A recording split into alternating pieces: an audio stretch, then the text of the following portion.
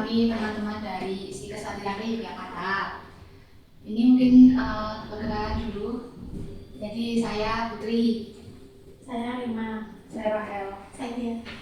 Saya Melan. Saya Alun. Jadi tujuan kami melakukan wawancara pada hari ini untuk memenuhi tugas kuliah pada mata kuliah Caring and Character Building. Jadi nanti kami akan mewawancara Ibu terkait bagaimana Ibu memberikan pelayanan kepada para pelanggan atau pengguna di CU Budi Atta ini, gitu Ibu. Lalu nanti saat wawancara kami akan memvideo. Ibu bersedia? Untuk mana? Ya, hanya untuk di tugas kuliah saja. Lalu apakah ada yang mau tanyakan Ibu? Tidak. Tidak ada ya? Ada. Langsung meleset dari aku. Jadi untuk pertanyaan yang pertama itu apakah Ibu bisa menceritakan sedikit bagaimana Ibu itu sudah bekerja di CU Budi Atta ini sudah berapa lama? Oke, terima kasih adik semua. Prinsipnya saya di sini sebagai ketua CU Budi Atta melayani setiap mahasiswa atau anak-anak SLTA yang ingin ada tugas gitu, mendukung. Saya itu di CU mulai awal karena berdiri tahun 2007 Januari 2007. Sebelumnya itu kami di dalam PSE Paroki yang sudah pengurusnya itu diresmikan pada saat ada hari ulang tahun paroki, terus di Sedayu itu ingin mengembangkan yang bisa membantu pemberdayaan masyarakat itu dalam PSE kita membuka Kredit Union Budi Atta. Kredit Union itu sama dengan koperasi kredit bahasa Indonesianya. Jadi saya merintis sejak pertama sebelum membeli tanah, sebelum membangun gedung ini, saya sudah berkecimpung di CU. Sebelum punya kantor itu kantornya di rumah saya. Terus sudah 2 tahun ini kita pindah ke sini. Itu. Pindah di sini itu sudah 3 tahun. Dari awal itu di rumah saya di Bekasi. Dan saya itu nyami, jadi saya pulang sekolah, kebetulan saya guru. Jadi saya ngantor itu jam 1. Bukanya itu seminggu 3 kali, tapi saya sesudah jam kantor baru ke kantor. Jadi hanya hal-hal krusial yang harus saya ACC, sehingga dari pagi itu ada karyawan yang ingin saya kantor. Pertanyaan yang kedua, dalam sehari-hari bagaimana Ibu menunjukkan sikap peduli ke pelanggan? Sikap peduli ya, jadi memberi layanan gitu maksudnya. Ya, antara lain satu itu kita selalu membantu. Misalnya ada anggota yang datang ke kantor itu kita manggake, monggo Mbak, monggo Bapak Ibu. Jadi terus kita membantu menulis. Kalau di bank kan nggak boleh, harus menulis sendiri. Tapi kalau di sini harus pelayanan prima. Kebetulan kemarin itu belum lama kita juga ada mendiklat karyawan di sini dan pengurus tentang service excellence. Jadi supaya kita itu bisa melayani anggota dengan baik. Soalnya kita itu sekarang kan kompetitornya banyak. Jadi kalau kita melayani tidak dengan hati, kita akan jauh tertinggal dan anggota kita itu akan lari. Contohnya ya antara lain satu, kita selamat datang, pasiennya itu berdiri monggo Mbak, misalnya gitu tuh menyapa. Kalau kebingungan kita jelaskan dengan baik. Terus kita selalu on time. Jadi bukanya jam 9 ya, kita piket setengah 9. Jadi jam 9 itu sudah anggota baru masuk itu sudah bisa melayani. Terus seragam. Jadi karyawan itu seragam hari ini kebetulan nggak seragam karena seragam hari ini besok mau dipakai untuk jalan-jalan ke Ponorogo. Jadi seragam hari ini bebas karena besok kita mau refreshing. Itu juga bentuk dari saya selaku manajemen supaya juga memberikan servis yang baik pada pengurus dan karyawan. Menyapa, mengucapkan terima kasih, memberi senyum, sapa. Pertanyaan kedua Ibu, apakah Ibu pernah menghadapi pelanggan yang marah atau kesal? Terus gimana Ibu menanganinya? Itu sering ya Pak Dianto. Setiap anggota, karena di sini anggotanya sudah banyak ya, 765 anggotanya itu. Itu kan tergantung karakter masing-masing. Ada orang itu yang tidak sabaran, satu. Yang kedua, ada orang yang tidak percaya, ada orang yang daya dongnya itu rendah, sehingga dijelaskan, ini sudah nabung ini kok suruh lagi gitu. Padahal itu menabung tidak hilang, tapi mereka protes. Misalnya untuk pelunasan pinjaman, kalau pelunasan belum waktunya kan kena penalti, tapi dia tidak mau bayar penalti. Misalnya seperti itu. Ada yang protes kok ini bunganya tinggi, misalnya. Nah, kita beri penjelasan pendidikan yang baik bahwa di koperasi itu masih rendah kalau dibandingkan dengan misalnya BPR. Jadi kita berusaha untuk melayani anggota yang punya karakter macam-macam, dan kita sudah hafal. Biasanya kalau anggota cekeyel belum siap-siap saya mesti turun tangan. Misalnya kasusnya udah terus saya mesti berdiri. Saya ruangan saya kan tidak di depan, di samping itu, jadinya kalau itu anggota yang agak sulit itu mesti saya berdiri menjelaskan, misalnya sudah diselesaikan. Jadi kita berusaha memahami karakter masing-masing anggota, customer-nya yang ini gimana maunya, gimana gitu. Jadi dengerin dulu ya. Dengerin dia harus berani mendengarkan kita. Untuk tanya Bapak, apakah ada pengalaman yang paling berkesan selama bekerja yang membuat Ibu merasa bangga karena bisa mengajak orang lain?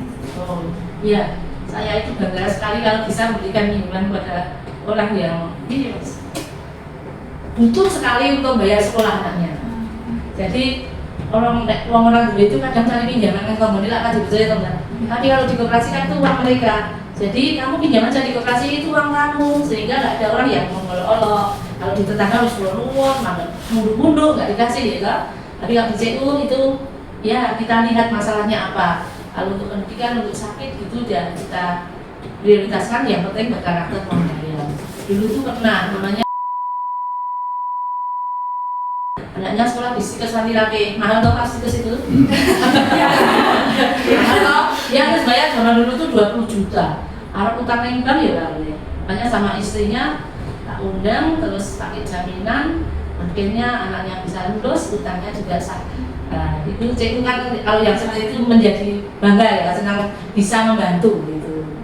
Contohnya seperti itu Mbak, bisa membantu memberikan pinjaman orang-orang yang tidak dipercaya di luar, tapi di sini dia ternyata juga baik. Terkadang kan pekerjaan customer service ini butuh tekanan. Lalu gimana caranya ibu tetap sabar dan ramah kepada anggota CU?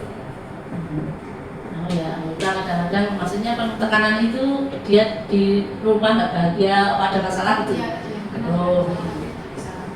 Oh ya, jadi memang kita nih ya.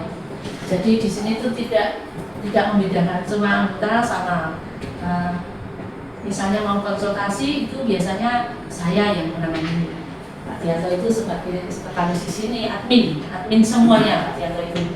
Jadi biasanya kalau ada anggota bermasalah itu kita selalu diskusi. Kita diskusi bertiga, berani pandang masih pinjaman ini orangnya gini. Di akhirnya nanti kalau kita udah ada sepakat, biasanya orangnya tak WA, tak suruh datang, tak sampaikan, diberi beberapa solusi.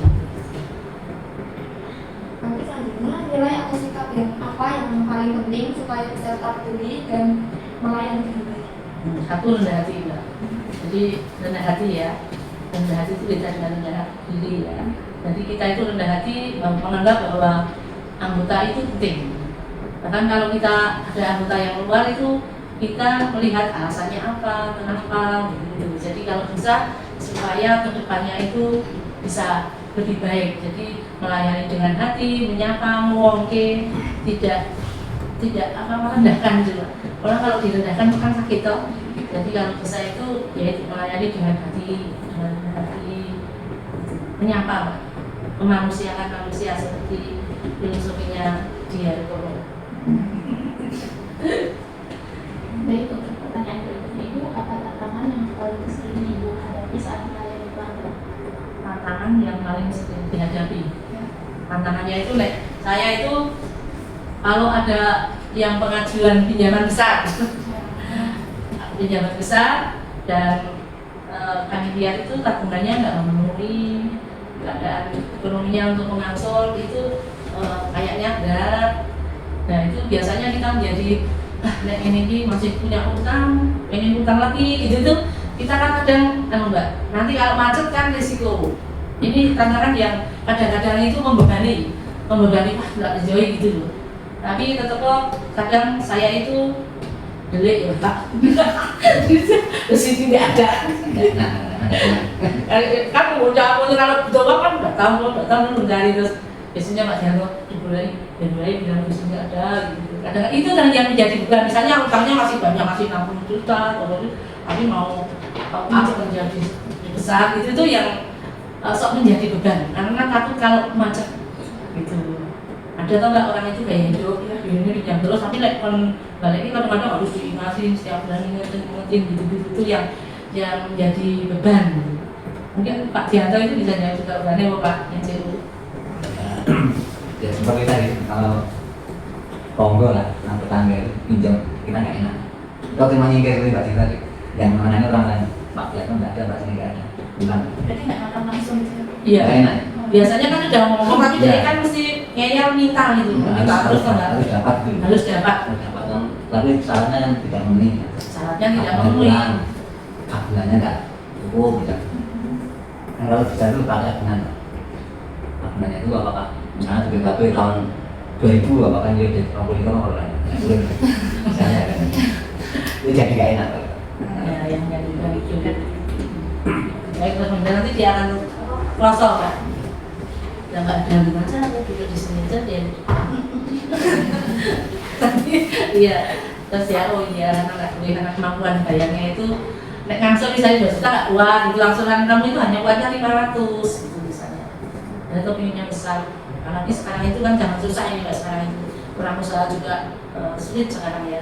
Titip-titip panganan UMKM itu juga banyak masalah sekarang. Jadinya kita harus hati-hati mengeluarkan uang supaya tingkat kemacetannya itu NPL-nya itu rendah.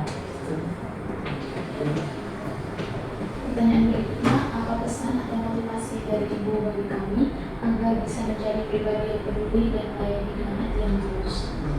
Pesannya pada Anda semua ya. Ya. Satu, karena Anda sebagai mahasiswi itu yang pertama harus tetap belajar. Ingat orang tua itu mencari duitnya susah apa gampang? Susah. Belajar yang benar karena sekarang kuliah itu mahal ya. Apalagi yang di kesehatan siklus kebidanan itu biayanya juga tinggi. Maka pesan saya, mumpung kita itu ada kesempatan yang baik, gunakan waktu dengan baik, belajar dengan baik. Sebelum tidak hanya belajar secara intelektual, tapi juga kepribadian di masyarakat itu aktif, bisa di lingkungan, ini termasuk aktif. Jadi supaya nanti menjadi pribadi yang unggul.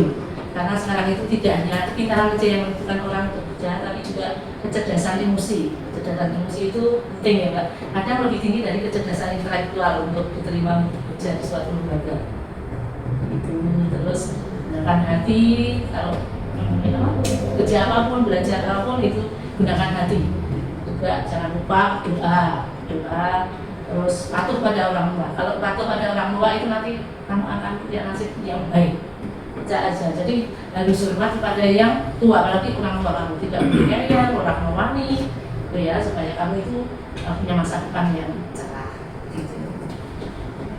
Baik, untuk pertanyaannya ini sudah semua disampaikan Ibu. Terima kasih sudah bersedia untuk wawancara, sudah memberi jawaban yang sangat lengkap, sangat detail, dan juga terima kasih tadi sudah memberi kami saran dan motivasi ya. Ya. Lalu karena wawancara sesi wawancara itu sudah selesai, nah ini kami akan pamit Ibu. Terima kasih atas bantuannya. Semoga Ibu Diana ini juga semakin berkembang dan semakin baik. Amin. Terima kasih. Semoga Anda semua juga sukses ya.